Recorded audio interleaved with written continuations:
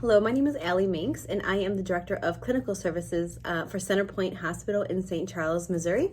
I'm excited to join this discussion, this platform, and working with older adults. And my topic that I will be presenting on for the next 20-30 minutes or so would be on aging and mental health, a client's right to self-determination. So this can be, a sensitive topic depending on, if you've ever worked with one of your parents, family members, close personal friend, who is aging and dealing with their mental health. The hard part is that there is no clear-cut answer. A lot of times, and it's up to clinical interpretation and best ethical practices in helping to facilitate a treatment for an aging, member of our population who is dealing with mental health. So what I'm here to present is some good clinical guidelines to help with decision making, okay? But again, looking through APA and AMA guidelines, there's not a lot of clear-cut rules,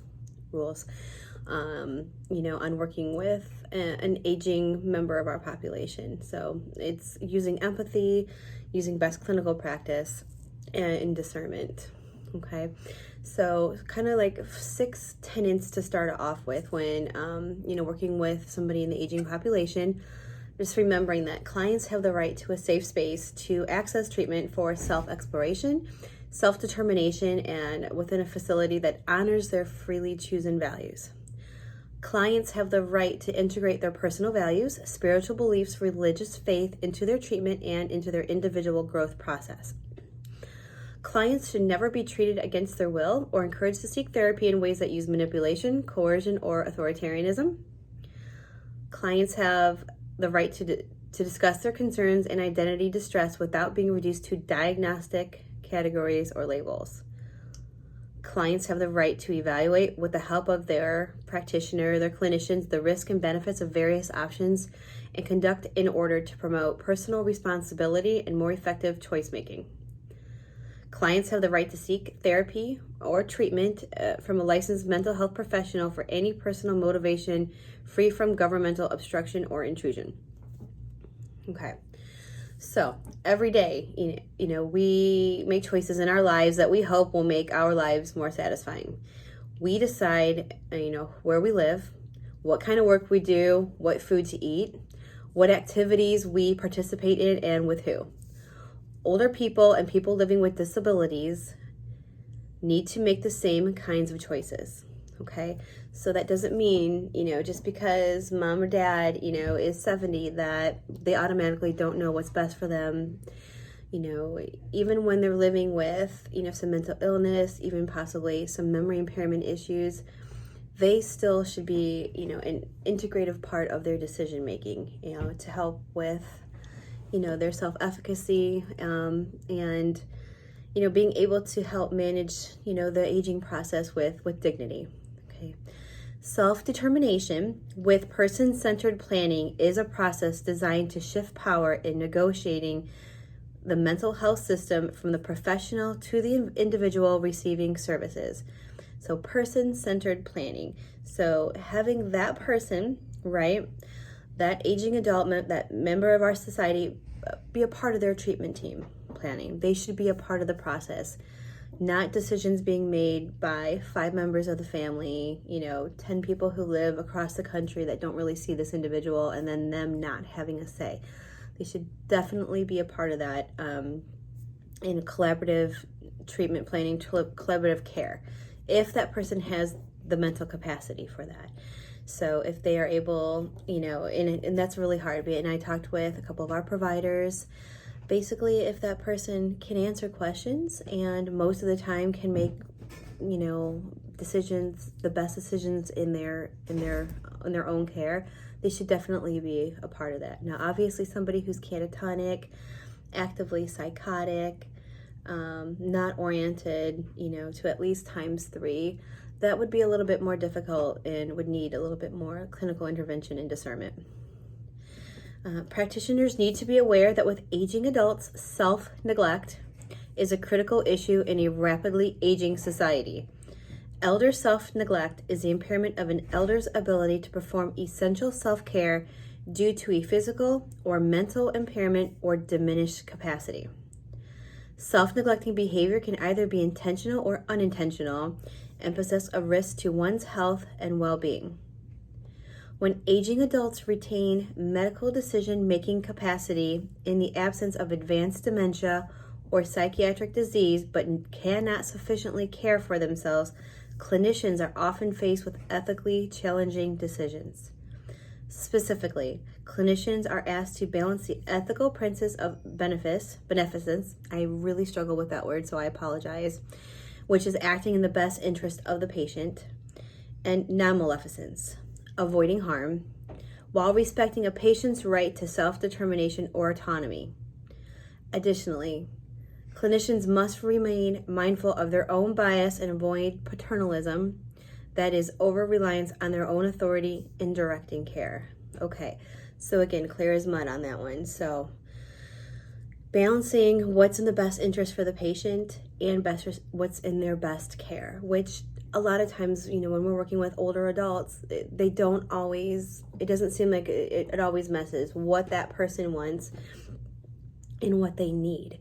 And a lot of times it's the same as working with a younger child, right? What they want and what they need doesn't always balance. They want that toy, but do they need it, right?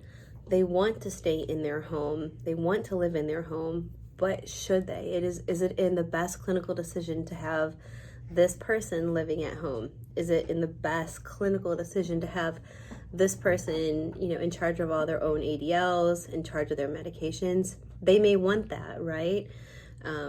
Because a lot of times we see it that it's a power struggle, giving up their independence, especially for somebody who was a caretaker and took care of other people. Mothers, fathers who, they raised children, they took care of other people, and obviously they took care of themselves in the process. They're not ready, they're not ready to seek mental health. They're not ready to seek, assisted living or nursing home care. They want to remain independent.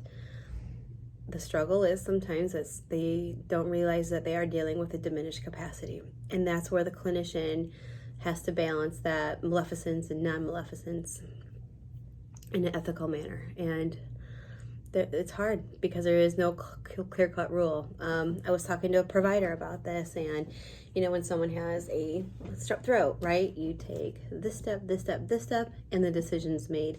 There's nothing clear-cut a lot of times with mental health, okay, and with working with somebody who's aging, who's just not ready to let go of some independence and seek treatment. So for people with mental health conditions, especially serious mental health, consistently express a desire for greater involvement in making decisions about their care.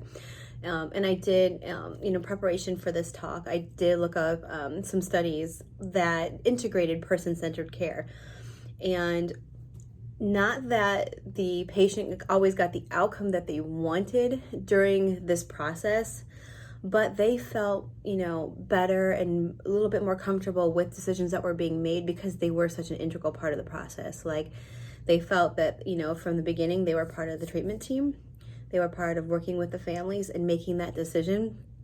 And, they, again, they didn't fully agree, this is the decision that should be made, but they were a little bit more comforted knowing that the decision wasn't just made for them by an outside source, okay? So consequently, advocates of recovery-oriented and person-centered services have encouraged the use of approaches such as shared decision-making, which we talked about. That person, yes, so you're going to go to the hospital and we're going to have an assessment instead of just putting that person in the car and saying, hey, we're going to go shopping, and oh, by the way, now you're at a hospital, okay? Having that person involved in every step of the way is better for the recovery and recovery outcomes. Shared decision-making has become a dominant approach in medical decision-making and has become increasingly popular in mental health care. So again, that collaborative treatment planning, if possible, doing that with the patient. Sometimes it's not possible to just do it with the patient. They may need a family member, community support worker if possible, in-home healthcare advocate. They may need that kind of support to make those decisions, but again, as long as they're a part of that decision making, it's usually going to be better for the patient overall. So compared with, the more traditional paternalistic approaches to medical decision making. So paternalistic, and the family comes in and they're going to say what's best for dad, and this is it, right? Because they have power of attorney, they're going to make the decisions and they know better.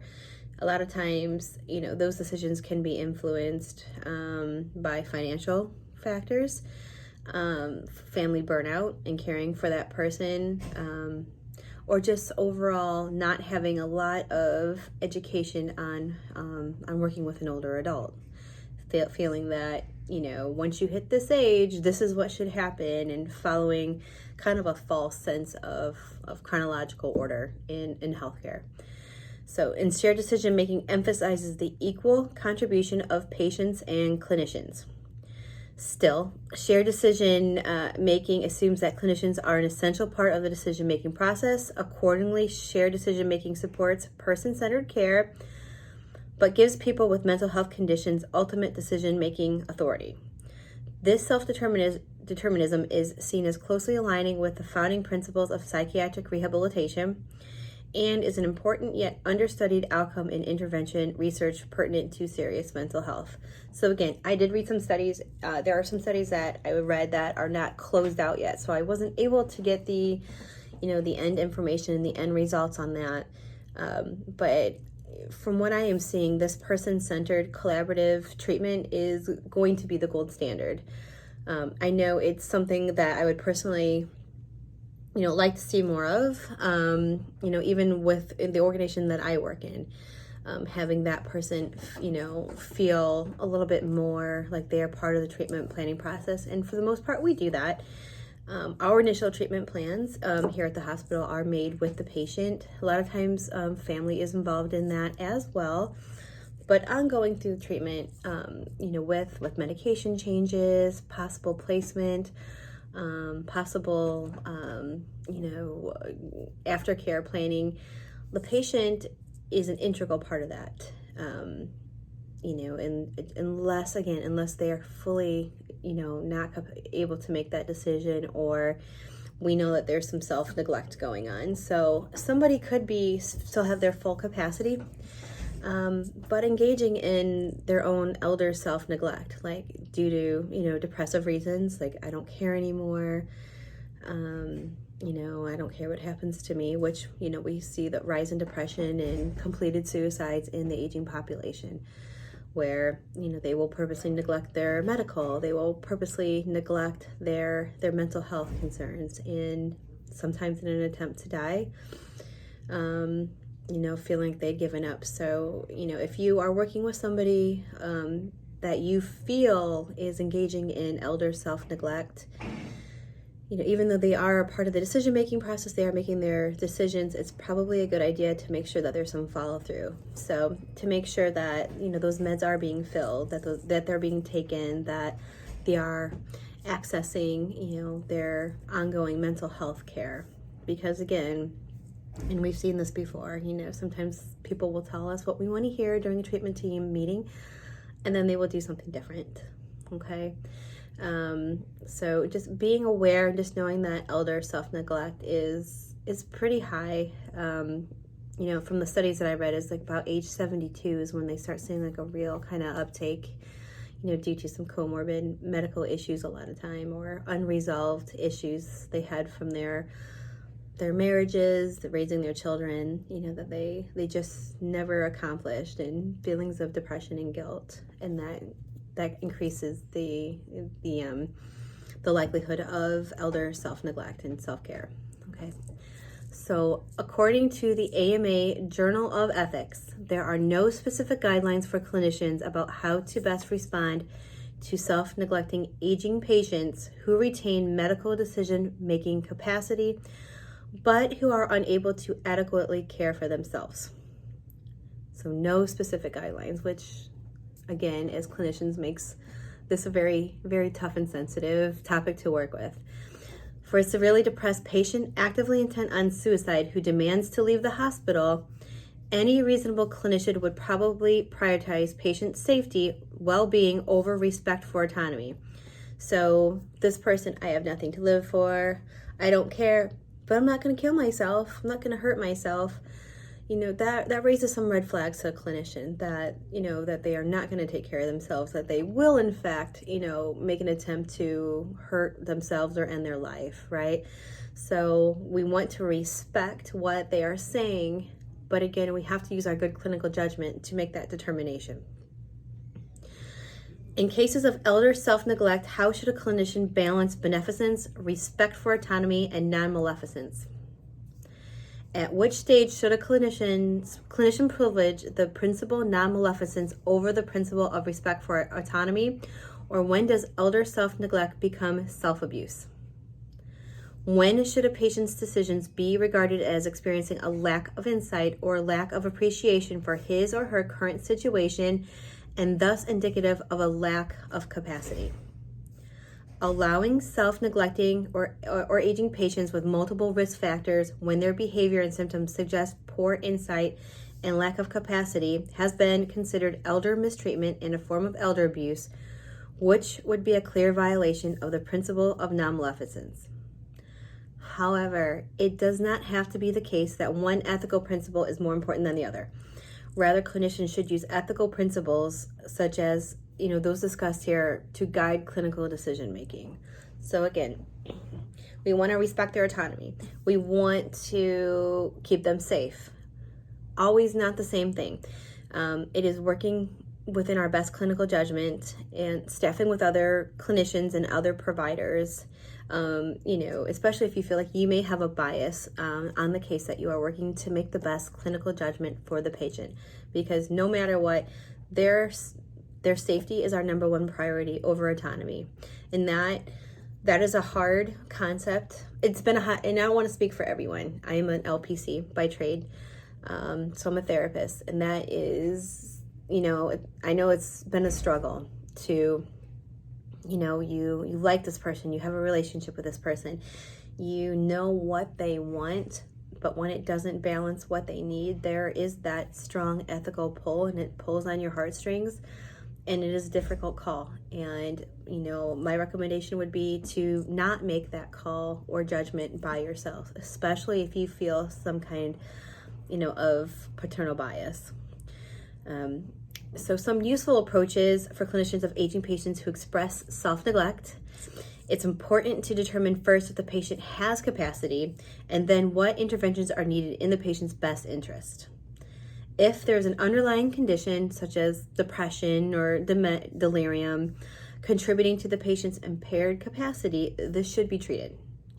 The patient's past decisions and behavior can be reviewed in order to assess whether the self-neglecting behavior is consistent with his or her prior decision-making. In dealing with self-neglect, clinicians can align themselves with their patients and work towards common goals. For example, patients could be encouraged to accept interventions that would allow them to stay in their home. So you might have mom or dad who is saying, I don't need anyone else. I don't want anyone else in my house. I've been doing this for 40 years by myself. But they may negotiate with you, especially if that means that they could possibly be removed from their home or having to seek a higher level of care. So, working with that adult of, I know this isn't what you want, but I want to help you to stay in the home as long as possible. How about if we get you a chore worker or in-home nursing? Explaining to them the benefits of having that as opposed to, moving to a higher or skilled nursing level of care. So letting them feel like they're part of that decision and giving them some interventions before, before a more severe move has to be made, okay? To help them with dignity, and again, autonomy. So a shift could be made from maintaining exceptionally high safety thresholds to focusing specifically on greater harm reduction. Of course, it is determined that if a given patient lacks medical decision-making capacity, a surrogate decision-maker would be assigned, who would be expected to make decisions on behalf of the patient in their best interest. Okay, so this person might have the ability to complete some ADLs and complete some things, but again, there is diminished capacity, and we know that they are not able to fully make all of their decisions. So, having a family member, a loved one, a trusted friend that can possibly help with some interventions would definitely be a better decision than just making the decision for the patient. So again, self-determination within the aging population, this is a sensitive topic. There's not a lot of, again, clear-cut rules, for making these decisions. But when working with the treatment team and deciding what's in the patient's, best interest for their safety, working with safety and in trying to allow them dignity in the decision-making process is vital for good overall patient outcomes. So I thank you for your time today. And if you have any questions, if there anything that wasn't clear, I may not have the answer, but I can definitely try to find that for you. My email is aminks, so MINKS @cphmo.net. Again, thank you for your time and the opportunity to be a part of this discussion.